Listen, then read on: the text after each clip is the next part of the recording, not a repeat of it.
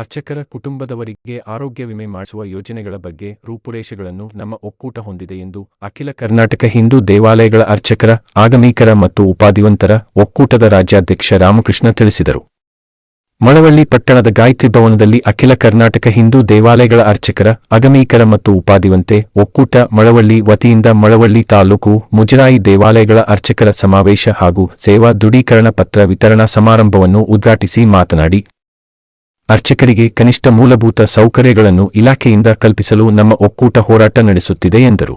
ಈ ವೇಳೆ ರಾಜ್ಯ ಒಕ್ಕೂಟದ ಪ್ರಧಾನ ಕಾರ್ಯದರ್ಶಿ ಕೆ.ಎಸ್.ಎನ್. ದೀಕ್ಷಿತ್ ಮಾತನಾಡಿ, ಅರ್ಚಕರಿಗೆ ಸರ್ಕಾರ ನೀಡುತ್ತಿರುವ ವರ್ಷಕ್ಕೆ 72,000 ರು ವೇತನ ಸಾಲದು, ವರ್ಷಕ್ಕೆ ಕನಿಷ್ಠ 1 ಲಕ್ಷ ರು ನೀಡಬೇಕು. ಅದಕ್ಕಾಗಿ ಸರ್ಕಾರಕ್ಕೆ ಬೇಡಿಕೆ ಇಟ್ಟಿದ್ದೇವೆ ಎಂದರು. ಇದೇ ವೇಳೆ ತಹಸೀಲ್ದಾರ್ ಲೋಕೇಶ್ ರವರು ಅರ್ಚಕರಿಗೆ ಸೇವಾ ದೃಢೀಕರಣ ಪತ್ರವನ್ನು ವಿತರಿಸಿದರು. ಇದೇ ವೇಳೆ ಅರ್ಚಕರ ಹಲವು ಬೇಡಿಕೆಗಳ ಮನವಿ ಪತ್ರವನ್ನು ತಾಲೂಕು ಅಧ್ಯಕ್ಷ ಸತೀಶ್ ಸಲ್ಲಿಸಿದರು. ಕಾರ್ಯಕ್ರಮದಲ್ಲಿ ರಾಜ್ಯ ಒಕ್ಕೂಟ ಅಧ್ಯಕ್ಷ ಪ್ರೊ. ರಾಧಾಕೃಷ್ಣ, ತಾಲೂಕು ಅಧ್ಯಕ್ಷ ಸತೀಶ್, ಪ್ರಧಾನ ಕಾರ್ಯದರ್ಶಿ ಕೆ.ಎಸ್.ಎನ್. ದೀಕ್ಷಿತ್, ಶ್ಯಾಮಸುಂದರ್ ದೀಕ್ಷಿತ್, ಜಿಲ್ಲಾಧ್ಯಕ್ಷ ಅರುಣಕುಮಾರ, ವಕೀಲ ಶ್ರೀಕಂಠಸ್ವಾಮಿ ಸೇರಿದಂತೆ ಹಲವರು ಇದ್ದರು. ವರ್ಷಕ್ಕೆ 1 ಲಕ್ಷದ 20,000 ಒಂದು ಮಳ ಭೂಮಿಗೆ 100 ರೂಪಾಯಿ ಕೊಡಬೇಕು. ಒಂದು ಕರ್ಪೂರಕ್ಕೆ, ಒಂದು ಭಕ್ತಿಗೆ, ಒಂದು ಎಣ್ಣೆಗೆ ಅರ್ಚಕರ ಬಾಡಿಗೆ ಕೇಳ್ತಾರ, ಅವರೇ ತಗೊಂಡು ಹೋಗಿ. ಇನ್ನೊಂದು ಬಹಳ ನಾನು ಯಾಕೆ ಈ ಸಂಘದಲ್ಲಿ ತುಂಬಾ ಮೆಚ್ಚಿಕೊಳ್ತೇನೆ, ದಯಕ್ಷೇತ್ರ ನೀವೆಲ್ಲ ಕಾಮಾಚಾರು, ಅರುಣ್ ಕುಮಾರು, ಸತೀಶ್, ನೀವೆಲ್ಲ ಇದ್ದೀರ. ಯಾಕಂದ್ರೆ ಇದು ಎಲ್ಲ ಜಾತಿಯ ಅರ್ಚಕರಿಗೆ ಸೇರಿರುವಂತ ಒಂದೇ ಸಂಸ್ಥೆ, ಎಲ್ಲ ಜಾತಿಯ ಅರ್ಚಕರಿಗೆ ಸೇರಿರುವಂತ ಸಂಸ್ಥೆ. ನಾನು ಬೇರೆ ಸಂಸ್ಥೆಗಳ ಬಗ್ಗೆ ಮಾತನಾಡೋದಿಲ್ಲ, ಅವರು ಇದ್ದಾರೆ. ಅವರು ಸೀಮಿತವಾದಂತಹ ಕೆಲವು ಇರಲಿ ಪ್ರಜಾಪ್ರಭುತ್ವ, ಸೀಮಿತವಾದ ಅಗ್ರಜಾತಿಗಳಿಗೆ ಮಾಡ್ಕೊಂಡಿರ್ತಾರೆ. ಅದು ತಪ್ಪು ಅಂತ ಹೇಳೋದಿಲ್ಲ ನಾವು. ಆದ್ರೆ ನಾವು ಆಡಳಿತ ಮಾಡಿದಂತರ ಎಲ್ಲರಿಗೆ ಹಾಕೊಂಡದ್ದು, ನಡೆಯಲ್ಲಾಗ್ಲಿ, ನುಡಿಯಲ್ಲಾಗ್ಲಿ, ಮನಸ್ಸಿನಲ್ಲಾಗ್ಲಿ, ಬುದ್ಧಿಯಲ್ಲಾಗ್ಲಿ, ವಿಚಾರದಲ್ಲಾಗ್ಲಿ ಜಾತಿಯ ಕಲ್ಮಶ ನಮ್ಮ ಸಂಘವನ್ನು ಮುಟ್ಟೋದಿಲ್ಲ. ಯಾಕಂದ್ರೆ ನಮ್ಮಲ್ಲಿ ಎಲ್ಲ ಜಾತಿಯ ಜನ ಎಲ್ಲ ದೇವರುಗಳನ್ನ ಪೂಜೆ ಮಾಡ್ತಾರೆ. ಒಂದ್ ಕಡೆ ಅಣ್ಣಮ್ಮ ಅಂತಾರೆ, ಒಂದ್ ಕಡೆ ಮುರುಗಮ್ಮ ಅಂತಾರೆ, ಮತ್ತೊಂದ್ ಕಡೆ ಜಾವಮ್ಮ ಅಂತಾರೆ, ಮತ್ತೊಂದ್ ಮುತ್ಯಾಳಮ್ಮ ಅಂತಾರೆ, ದುರ್ಗಾ ಅಂತಾರೆ, ಕಾಳಿ ಅಂತಾರೆ, ಭಗವತಿ ಅಂತಾರೆ, ಎಲ್ಲ ಒಂದೇ ಹೆಸರು. ಎಲ್ಲರೂ ಪೂಜೆ ಮಾಡ್ತಾರೆ. ಗಣೇಶ್ ನಮ್ಮ ದೇವರಿದೆ ನೋಡಿ, ನಮ್ಮ ದೇವರುಗಳಿಗೆ ಒಂದೇ ದೇವರಿಗೆ ಒಂದೇ ಹೆಸರಲ್ಲ, ಸಹಸ್ರನಾಮ, 1000 ಹೆಸರು. ಆಂಜನೇಯ ಅಂತಿದ್ರೆ ಅವನಿಗೆ 1000 ಹೆಸರು. ಮುತ್ತುರಾಯ ಸ್ವಾಮಿನೂ ಅವನೇ, ಆಂಜನೇಯನು ಅವನೇ, ಹನುಮಂತನು ಅವನೇ, ಕೇಸರಿನೂ ಅವನೇ, ಮಾರುತನು ಅವನೇ. ಕಾಲಮಾನಕ್ಕೆ ಸರಿಯಾಗಿ ನಾನು ಕೆಲವೊಂದು ಸಲ ಧ್ವನಿಯನ್ನು ಎತ್ತರಿಸ್ಬಿಡ್ತೀನಿ ನಮ್ಮ ರಾಜಕೀಯ ಮುಖಂಡರ ಜೊತೆ. ಯಾವುದೇ ಪಕ್ಷದವರು ಬಹಳ ಒಳ್ಳೆ ಆತ್ಮೀಯ ಸ್ನೇಹಿತರಿದ್ದಾರೆ. ನಾನು ಯಾವುದೋ ಒಂದು ಸಿದ್ಧಾಂತದ ಜೊತೆಗೆ ಸೇರಿಕೊಂಡಿದ್ರು ಕೂಡ ಎಲ್ಲರೂ ಅದರ ಸ್ನೇಹವನ್ನು ಸಂಪಾದಿಸಿಕೊಂಡಿದ್ದೀನಿ. 40 ವರ್ಷಗಳ ಕಾಲ ಪ್ರಿನ್ಸಿಪಾಲ್ ಆಗಿ, ಮೇಸ್ಟರ್ ಆಗಿ ಅನೇಕ ವಿದ್ಯಾರ್ಥಿಗಳನ್ನು ಸಂಪಾದಿಸಿಕೊಂಡಿದ್ದೀನಿ. ನಾನು ಈ ಮಾತನ್ನು ಯಾಕೆ ಹೇಳ್ತಾ ಇದ್ದೀನಿ ಅಂದ್ರೆ, ನಿಮಗೆ ಒಳ್ಳೇದಾಗಬೇಕು ಬೇಡ. ಒಳ್ಳೇದಾಗೋದಂದ್ರೆ ಏನು? ಮೂಲಭೂತವಾದಂತ ಕೆಲವು ವಿಷಯಗಳು. ಮೂಲಭೂತವಾದ ವಿಷಯ ಅಂದ್ರೆ ಒಂದು ನಮ್ಮ ಹೊಟ್ಟೆ, ಇನ್ನೊಂದು ನಮ್ಮ ಬಟ್ಟೆ, ಮತ್ತೊಂದು ತಲೆ ಮೇಲೆ ಚೂರು. ಇದು 3 ನಮಗೆ ಬೇಕೋ ಬೇಡ?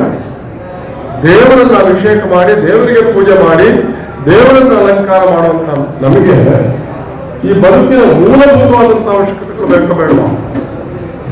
ನಾವೆಲ್ಲ ಅರ್ಚಕರು ಎಷ್ಟು ಮುಗ್ಧ ಜನಗಳು, ಒಳ್ಳೆಯವರು ಅಂದ್ರೆ, ನಮ್ಮ ದೀಕ್ಷಿತರು ಅದು 62,000 ರೂಪಾಯಿ 12,000 ರೂಪಾಯಿ ಜಾಸ್ತಿ ಮಾಡಿದಾಗ ಅದು ಒಬ್ಬ ದೇವರನ್ನ ಹಲವು ಹೆಸರುಗಳಿಂದ ಗುರುತಿಸ್ತದೆ. ಹಲವು ಹೆಸರಿಗೆ ಹಲವು ದೇವಸ್ಥಾನಗಳು ಇರ್ತವೆ. ಹಲವು ದೇವಸ್ಥಾನಗಳಿಗೆ ಹಲವು ಭಕ್ತಿ ಪರಂಪರೆಯ ಪೂಜಾ ಕ್ರಮ ಇರ್ತದೆ. ನಾನು ಹುಟ್ಟಿ ಬೆಳೆದದ್ದು ದಕ್ಷಿಣ ಕನ್ನಡದಲ್ಲಿ. ನಾವು ಭೂತಾರಾಧಕರು. ಆ ಭೂತಾರಾಧಕರು, ಭೂತವನ್ನ ಕಟ್ಟುವಂತಹ ಮಂದಿ ದೈವ ನರ್ತಕರು, ದೈವಾರಾಧಕರು, ಅವರು ದಲಿತರು.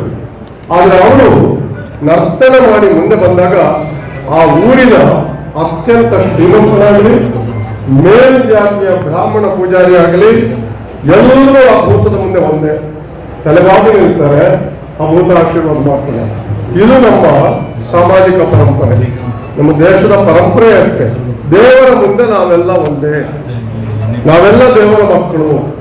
ಆದ ಕಾರಣ ದೇವರ ಮಕ್ಕಳಿಗೆ ನಮಗೆ ನಮ್ಮ ಪರಂಪರೆಯಿಂದ ಹುಟ್ಟಿ ಬಂದ ಜಾತಿಗಳು, ನೀತಿಗಳು, ಅದಕ್ಕೆ ಕಲ್ಚರ್ಗಳು, ಸಂಸ್ಕೃತಿಗಳು, ಪೂಜಾ ವಿಧಾನಗಳಿರ್ಬೋದು, ಅದರ ಒಟ್ಟಿಗೆ ನಾವೆಲ್ಲ ಒಂದೇ. ಬೆಂಗಳೂರಿನ ಕರಗ ಬಂದಾಗ ಕಲಿಯುಗ ಬಂದ್ಬಿಡ್ತು ಅಂತ ನಾವು ಹೇಳೋದು ಬೇಡ. ಕಲಿಯುಗ ಬಂತು ಕಾಲ ಕೆಟ್ಟೋಗಿದೆ ಅಲ್ಲ, ಕಲಿಯುವ ಯುಗ ಇದು, ಪರಾಕ್ರಮದ ಯುಗ ಇದು, ಕಲಿಸುವ ಯುಗ ಇದು. ಅಂತ ದೊಡ್ಡ ಸ್ಥಾನ ಅರ್ಚಕರಿಗೆ ಬಿಟ್ಟರೆ ಮತ್ತೆ ಯಾರಿಗೂ ಇಲ್ಲ.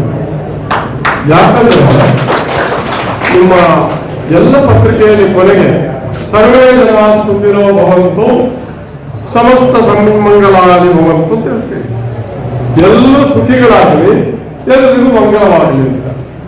ನಿಮಗೆ ಏನೋ ತೊಂದರೆಗಳಿರ್ತದೆ, ಆರೋಗ್ಯನೋ ತೊಂದರೆ ಇರ್ತದೆ, ತಲೆನೋವು ಇರ್ತದೆ, ಹೊಟ್ಟೆ ನೋವು ಇರ್ತದೆ, ಮನೆಯಲ್ಲಿ ಏನೋ ತೊಂದರೆ ಇರ್ತದೆ, ಬಡತನ ಇರುತ್ತೆ. ಆದರೆ ನಿಮ್ಮ ದೇವಸ್ಥಾನಕ್ಕೆ ಬಂದು ಯಾವನೋ ಒಬ್ಬ ಭಕ್ತ ಪೂಜೆ ಮಾಡಿಸುವಾಗ ನೀವು ಪ್ರಸಾದ ಕೊಟ್ಟಾಗ ಅದು ಯಾವುದೂ ನಿಮ್ಮ ತಲೆಯಲ್ಲಿ ಬರದೆ ಅವನಿಗೆ ಆಶೀರ್ವಾದ ಮಾಡಿ ನಿನಗೆ ಒಳ್ಳೆಯದಾಗಲಪ್ಪ ಅಂತ ಹೇಳ್ತೀರ. ಒಳ್ಳೆಯದಾಗಲಪ್ಪ ಅಂತ ಹೇಳುವಂತ ಒಂದೇ ಒಂದು ಸಮಾಜ ಇದ್ರೆ ಅದು ಅರ್ಚಕರ ಸಮಾಜ. ಈ ಅರ್ಚಕರ ಸಮಾಜಕ್ಕೆ ಒಳ್ಳೇದಾಗಬೇಕಾ ಬೇಡ? ಒಳ್ಳೆ ಮಾಡುವಂತಹ ಕಾನೂನು ಅದು ಯಾರು ಮಾಡಿದ್ರು ಏನು ಮಾಡಿದ್ರು ಹೇಳೋದಿಲ್ಲ.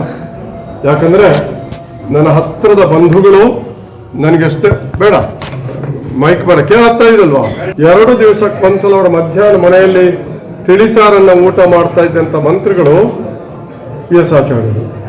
ಅವ್ರ ಬಗ್ಗೆ ನಾನು ತುಂಬಾ ಗೌರವದಿಂದ ಇದ್ದೇನೆ. ಆದರೆ ತಂದ ಬಿಲ್ ಇದೆಯಲ್ಲ, ಅದು ಅನೇಕ ತಿದ್ದುಪಡಿಗಳನ್ನು ಮಾಡಬೇಕಾಗ್ತದೆ. ನಾವು ಸರ್ಕಾರದ ಮುಂದೆ ಅದನ್ನು ಹೇಳಿದ್ದೇವೆ, ಮಾಡಬೇಕಾಗ್ತದೆ. ಉದಾಹರಣೆಗೆ ಈ ದೀಕ್ಷಿತರೊಬ್ಬರೇ ನೋಡಿ, ಸುಪ್ರೀಂ ಕೋರ್ಟಿಗೆ ಹೋಗಿ ಆ ರಿಟೈರ್ಮೆಂಟ್ ಅನ್ನ ನಿಲ್ಲಿಸಿದ್ರು. ಅವರೊಬ್ಬರೇ. ನಾವು ಯಾರಾದ್ರೂ ಕೇಳ್ತೀರ, ನಿಮ್ಗೆ ಯಾರು ದುಡ್ಡು ಏನಾಯ್ತು? ಮೊನ್ನೆ ದೊಡ್ಡ ಸಮ್ಮೇಳನ ಆಯಿತು, ಒಂದ್ಸಲ ಸಮ್ಮೇಳನ ನಿಂತಾಯಿತು, ಸುಮಾರು 10 ಲಕ್ಷಗಳ ಖರ್ಚಾಯಿತು. ಯಾರೂ ಏನು ಕೇಳೋದಿಲ್ಲ. ಅವರು ಕ್ರೋಢೀಕರಿಸಿಕೊಂಡು ವರ್ಷಕ್ಕೆ 1,20,000